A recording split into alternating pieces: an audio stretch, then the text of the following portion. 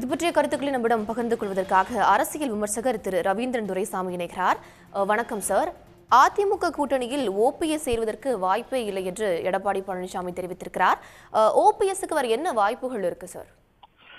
ஓபிஎஸ்ஐ பொறுத்தவரையில் நீங்கள் கேட்கக்கூடிய என்ன வாய்ப்பு இருக்குன்னு சொல்லும் போது அவருக்கு திமுக அலையன்ஸ் ஆப்ஷன் இருக்குது. திராவிட இயக்கம் என்ற அடிப்படையில் மு.க. ஸ்டாலின் அவர்களுக்கு ஆதரவாக அதிமுக வாக்காளர்களிலே குறிப்பிட்ட சதவீதத்தினர் அன்று கலைஞர் கருணாநிதி எதிர்த்தவர் போல் அல்லாமல் மு.க. ஸ்டாலினை அக்செப்ட் பண்ணி கொண்டு அவருக்கு பெரிய ஆதரவை அளித்து வரக்கூடிய ஒரு சூழ்நிலையில், அதாவது அதிமுகவின் 40 விழுக்காடு வாக்குகள் 20 விழுக்காடாக குறைந்த சூழ்நிலையில் அது மு.க. ஸ்டாலின் தலைமைக்கும் சீமான் தலைமைக்கும் அண்ணாமலை தலைமைக்குமாக தான் மூன்றாக பிரிந்துள்ள ஒரு சூழ்நிலையில் அதிமுக வாக்காளர்களை ஸ்டாலினை ஏற்றுக்கொண்டுள்ளார்கள் என்ற அடிப்படையில் அவர் திமுக அணியில் சேரக்கூடிய பட்சத்தில் அவருக்கு திமுக அணியில் அன்பழகன், சி. சுப்பிரமணியம் போன்ற ஒரு அவைத்தலைவர், அந்த ஒரு முக்கிய புளோர் லீடர், அவை முன்னவர் என்ற ஒரு முக்கிய பொறுப்புகள் கூட எதிர்காலத்தில் வரலாம். அந்த ஆப்ஷன் அவருக்கு தெளிவாக இருக்கிறது. அதன் அடிப்படையில் தான் அவர் மு.க. ஸ்டாலின் அவர்களை சந்தித்து பேசினார். அரசியலில் நிரந்தர எதிரியும் இல்லை, நிரந்தர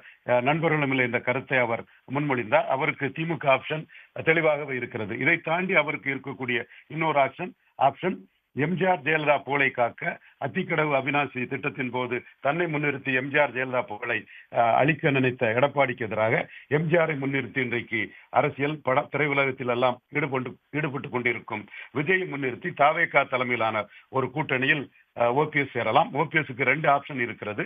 ஒன்று, ஸ்டாலின் கொடுக்கிறதெல்லாம் எம்பி போஸ்ட், எம்எல்ஏ போஸ்ட் என்ற அடிப்படையில் வெற்றி பெற்று ஒரு முக்கிய இடத்தை பெறுவதற்கு வாய்ப்புள்ள திமுக ஆப்ஷன், அல்லது அதிக இடங்களில் போட்டியிடுவதற்கு தக்க ஒரு தாவேக ஆப்ஷன் இருக்கிறது. இந்த 2 ஆப்ஷன்லையும் முன்னிறுத்தி ஓபிஎஸ் அரசியல் செய்வார். எதில் பெட்டர் ஆஃபர் வருகிறதோ, அவர் எதை தனக்கு உகந்த ஒரு ஆஃபர் என்று கருதுகிறாரோ அதை அக்செப்ட் பண்ணி தன் அரசியல் பயணத்தில் ஈடுபடுவார் என்று கருதுகிறேன். இதையும் தாண்டி அவருக்கு இருந்த ஒரே நம்பிக்கை அந்த பொதுச் செயலாளர் தேர்வு செல்லாதது என்ற ஒரு நம்பிக்கை. அதன் அடிப்படையில் பாஜக ஏதாவது தங்களுக்கு நல்லது செய்ய தருவார்களா என்ற நம்பிக்கை அவருக்கு கடைசி வரை இருந்தது. இப்பொழுது அந்த நம்பிக்கை அருகி இருக்கும் என்றே கருதுகிறேன். எனவே அந்த நம்பிக்கை கைவிடாத பட்சத்தில் இரட்டை தலைமை என்பது மீண்டும் சாத்தியமில்லை என்ற சூழ்நிலையில் அவருக்கு திமுக ஆப்ஷனும் தாவேகா ஆப்ஷனும் இருக்கிறது என்று நான் கருதுகிறேன். அதை தவிர எடப்பாடி பழனிசாமி அவர்கள் அரசியலில் எதுவும் சாத்தியம், அரசியலில் எமர்ஜென்சியில் கைது செய்யப்பட்ட ஸ்டாலின் திமுகவுடன் காங்கிரசுடன் கூட்டணி வைத்திருக்கிறார் என்றெல்லாம் கூறும்போது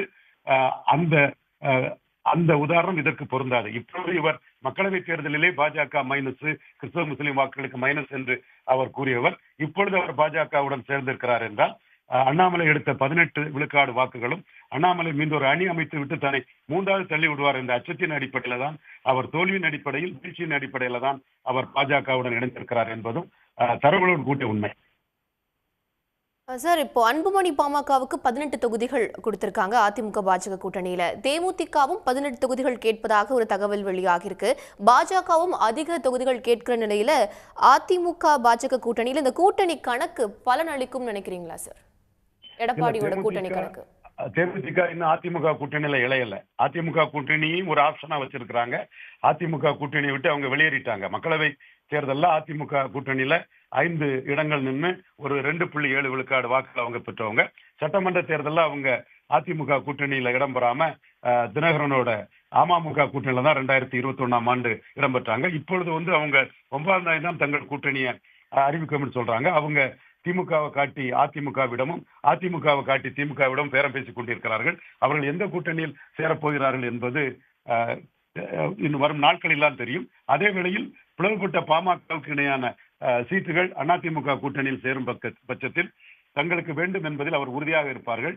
காரணம், பாமக 4.3 வாக்கெடுத்த பாமகவில் 3 சட்டமன்ற உறுப்பினர்கள் அன்புமணியிடமும் 2 சட்டமன்ற உறுப்பினர்கள் டாக்டர் ராமதாசிடம் இருக்கிறார்கள். இவர்கள் மக்களவையில் 2.7 விழுக்காடு வாக்குகள் எடுத்த சூழ்நிலையில் பாமகவுக்கு இணையான இடங்கள் தங்களுக்கு வேணும் என்ற கோரிக்கையை அதிமுக அணியுடன் சேர்வதாக இருந்தால் கண்டிப்பாக அவர்கள் வைப்பார்கள்.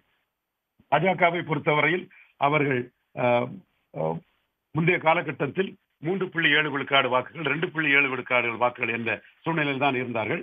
அண்ணாமலை தலைமையேற்ற பிறகு பாஜகவின் பலம், ஏசி சண்முகம், பாரிவேந்தர், ஜான் பாண்டியன், தேவநாதன் யாதவ் இவர்களையும் சேர்த்து தாமரையில் 11.4 விழுக்காடு வாக்காக வந்துவிட்டது. எடப்பாடி பழனிசாமியை பொறுத்தவரையில் பாராளுமன்ற தேர்தல் வேறு, சட்டமன்ற தேர்தல் வேறு என்ற கருத்தை சொன்னாலும் பிரதமர் வேட்பாளர் இல்லாத நாம் தமிழர் கட்சிக்கு கீழாக அவர் தென் மாவட்டத்தில் 10 மக்களவையில் 30,000 வாக்குகள் கீழே போனதும், விளவங்கோட்டில் 4வது இடம் போனதும், கன்னியாகுமரியிலும் புதுச்சேரியிலும் 4வது இடம் போனதும், பிரதமர் வேட்பாளர் இல்லாத இன்னொரு கட்சியிடம் அவர் சில இடங்களில் 4வதே போயிருக்கிறார். என்ற சூழ்நிலையில் பாஜகவில் அண்ணாமலை தரப்பினர் எடப்பாடி இதற்கு முன் பாஜகவை take it or leave it offer என்ற ஒரு கணக்கில் டீல் பண்ணியது போல் இப்பொழுது டீல் பண்ண விடமாட்டார் என்று கருதுகிறேன். பாஜக அதிமுக சீட்டு பேரமும் மிகவும் ஒரு சிக்கலான ஒரு விவகாரமாக தான் இருக்கும். அதே வேளையில் எடப்பாடியும் ஒரு டஃப் பார்கெனர் என்று கடந்த காலங்களில் நிரூபித்தவர் என்பதையும் நாம் மறந்துவிடக்கூடாது. இணைப்பில் உங்களுடைய கருத்துக்களை எங்களுடன் பகிர்ந்து கொண்டமைக்கு நன்றி சார். உடனுக்குடன் செய்திகளை தெரிந்து கொள்ள சன் நியூஸ் பெல் ஐகானை கிளிக் பண்ணுங்க.